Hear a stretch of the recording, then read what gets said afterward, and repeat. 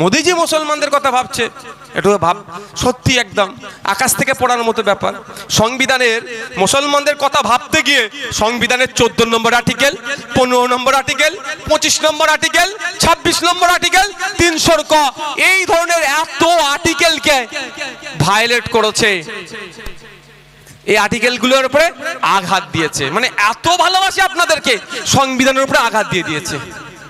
বুঝতে পারছেন তো কত ভালোবাসে? তো কে ভালোবাসার নমুনা একটু শুনবেন ভাই, কারো অসুবিধা হচ্ছে না তো? হলে আমি ছেড়ে দেবো ভাই। তাহলে নমুনা শুনতে চাইছেন তো? আর একবার হাত তুলুন তো, কারা নমুনা শুনতে চাইছেন?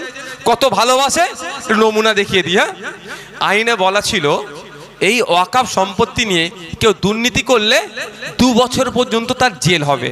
আর নতুন আইন যেটা নিয়ে এসেছে, সেই আইনে কি করেছে জানেন? জেলের কমিয়ে 6 মাস করে দিয়েছে।